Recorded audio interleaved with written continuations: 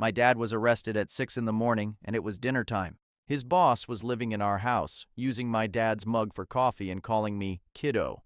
When I found an audio recording that could prove my dad's innocence, he did everything he could to break me, but I turned his own weapons against him in a way he never expected. My dad liked to leave me notes in my lunchbox saying, "Rrrr means I love you" in dinosaur language. Even at 14, I kept each one in a shoebox under my bed. So when the FBI dragged him from our house at 6 in the morning in his Spider-Man pajamas while my mom passed out and screamed on the front lawn, I knew something was wrong.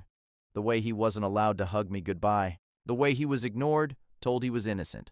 Within 48 hours, Richard showed up at our door. Mom's boss from the accounting firm where Dad had worked for 15 years. He had bags of groceries and a studied look of concern on his face. "Marina, you can't go through this alone," he said, already walking in, as if he belonged at home. Mom was too broken to argue when he announced he was staying in our guest room. He had already brought 3 suitcases, as if he had planned it. That first night, Richard sat in Dad's place at dinner. He used Dad's mug for coffee. Richard even tried to cut my meat like I was 5.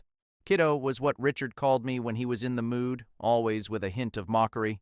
He said, "You're such a smart girl, Marina, just like your daddy." The way he said kiddo made me shudder. Dad never called me that. But for months, I played along. I helped Richard pack Dad's things because Mom said we should be grateful. I served him dinner and pretended to appreciate it when he came to my soccer games, standing where Dad used to stand, but checking my phone the whole time. He threw money at everything, but he couldn't remember whether I played offense or defense. When I got my period and needed Mom, she was at yet another appointment with Richard's lawyer. When I had nightmares about Dad suffering in prison, Richard offered to buy me a new laptop. I secretly wrote Dad letters, hiding them between my textbooks. At night, I still set up his place at the dining room table. When Richard worked late, I slept in Dad's old college sweatshirt, even though it was too big for me, and Mom said it was grim. Sometimes I could still smell his cologne on it. The turning point came when Dad's birthday arrived, his first in prison. I saved my allowance for 3 months for bus fare and even filled out all the forms to attend myself. When I asked Mom, Richard answered for her. "This weekend won't work. I have a dinner with a client at Henderson and I need my family. It's important for my promotion." Mom was quick to back him up. "Richard's right, honey. That promotion means college. Your dad would understand."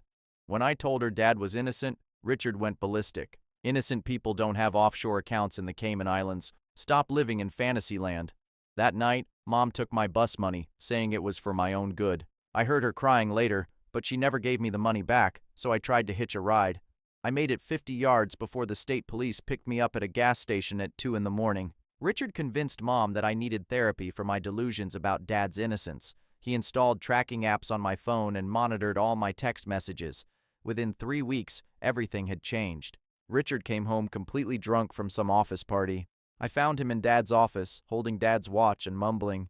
Your dad, always so righteous, wore his tracking device to work like some kind of hero. I had to rip it off him myself that night. He'd fallen asleep in Dad's chair. I stood there, confused. What tracking device? Dad wasn't wearing a tracking device when he was arrested, and his watch was missing from the evidence. Mom called from upstairs, asking if Richard was okay. After she went back to bed, I searched everywhere for the watch until I remembered Richard's car.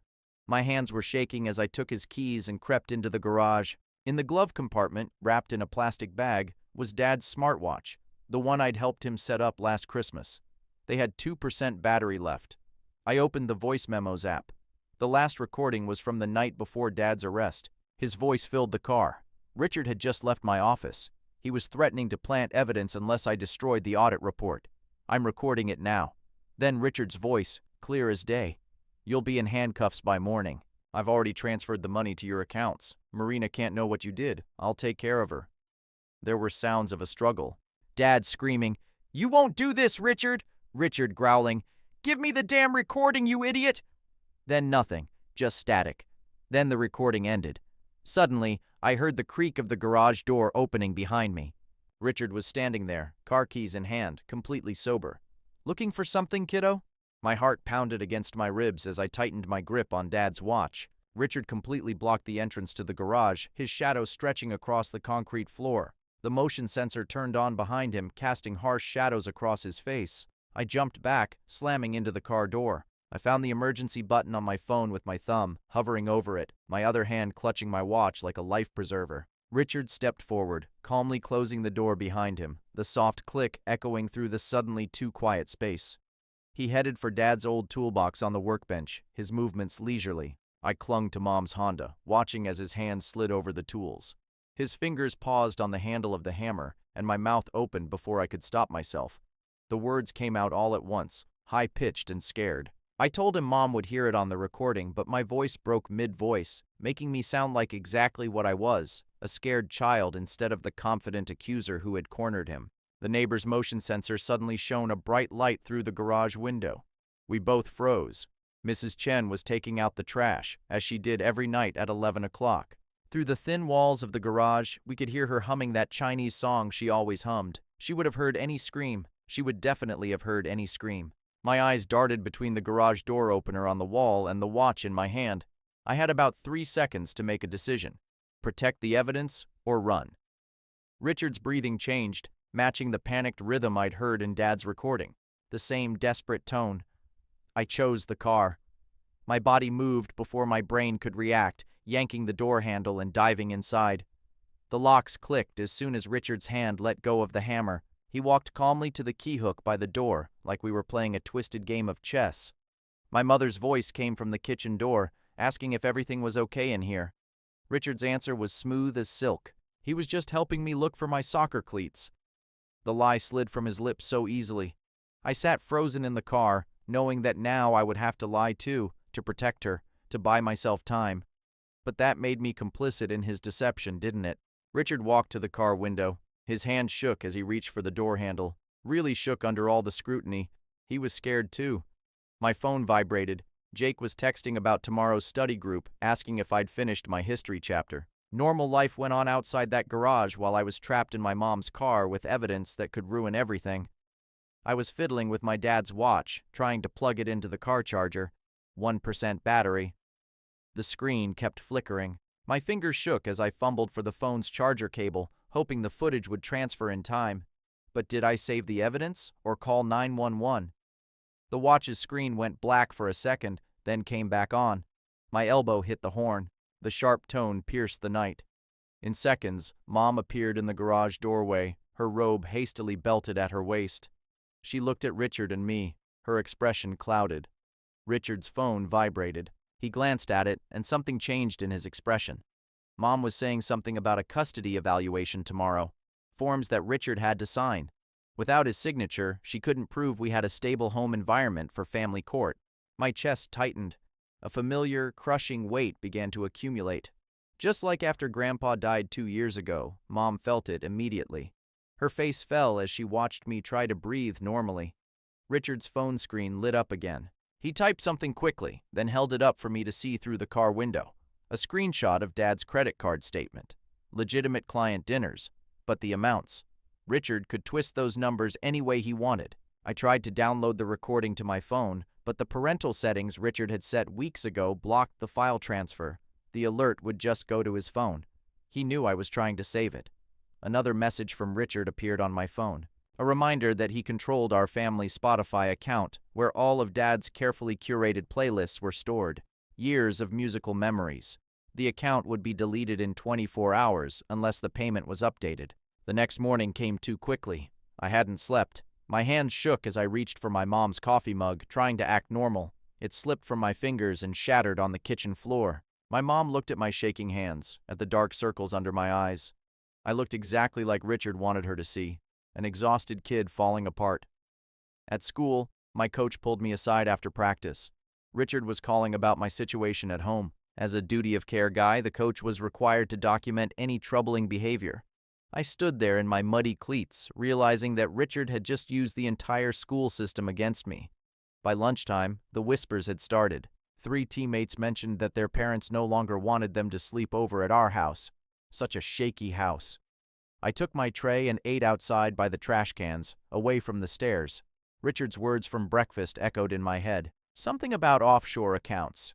But wait, that matched my father's overseas payment account, the one Richard had helped set up years ago when the firm won that international contract. He'd been there for all the paperwork. Jake found me after school.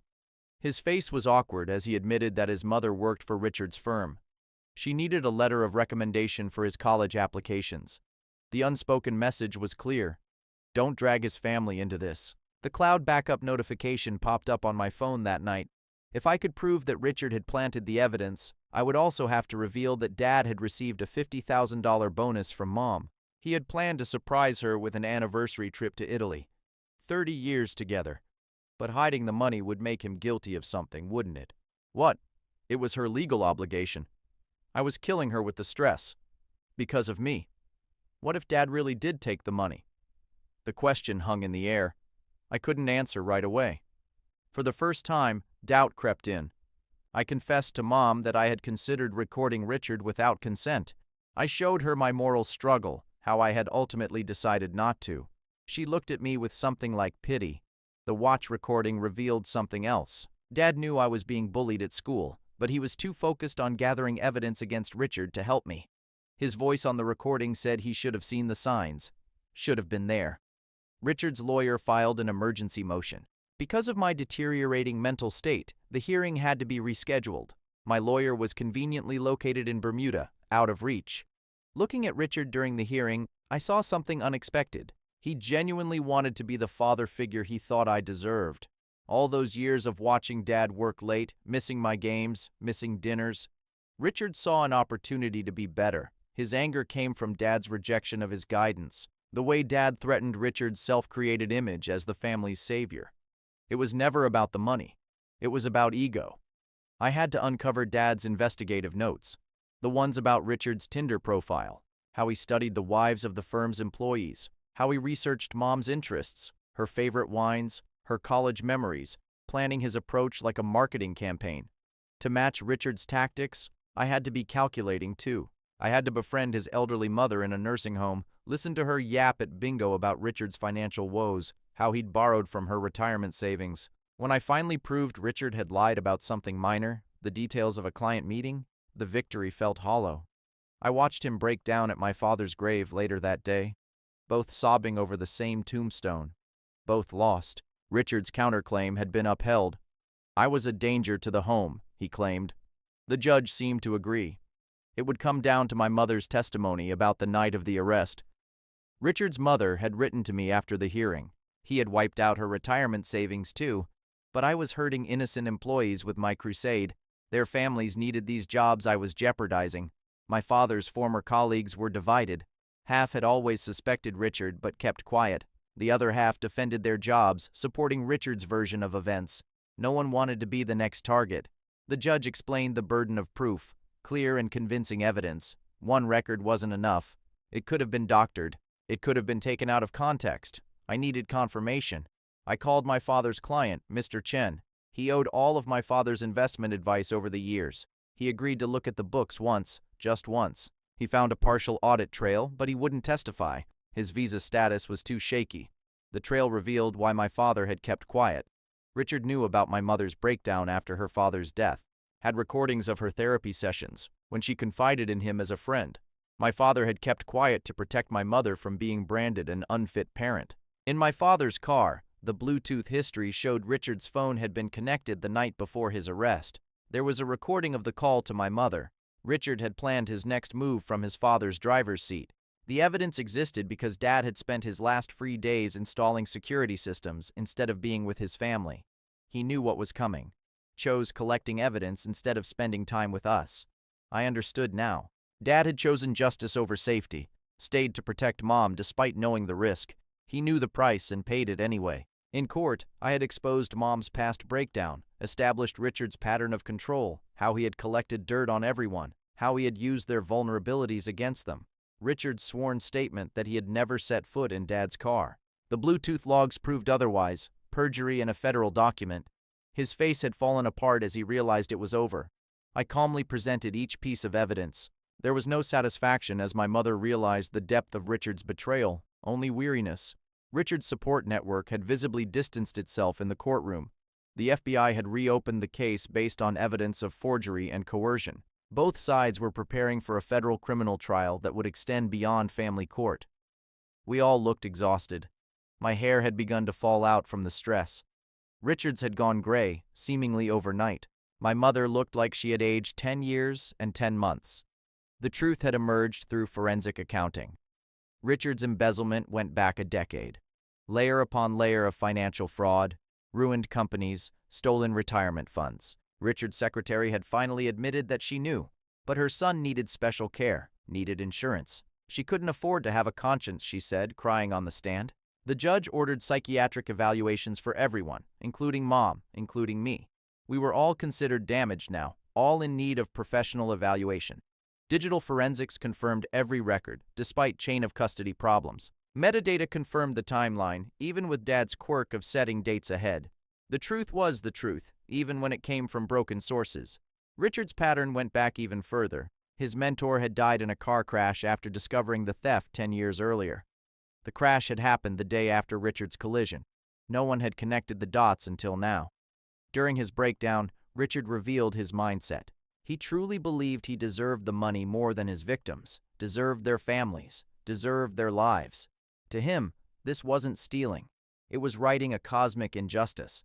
I was asked to give a victim impact statement for sentencing. I asked for maximum security, but with psychiatric treatment. Richard was sick, not just angry. My father would want help, I said. My father was released on bail pending a retrial. I got temporary custody through my grandmother while my mother went into intensive therapy. We were a family in disarray, living apart, trying to heal. The community was divided into camps. Those who ignored the signs. Those who tried to help but were stopped. Those who had enabled Richard. Those who had suspected but said nothing. Half the firm knew something was wrong.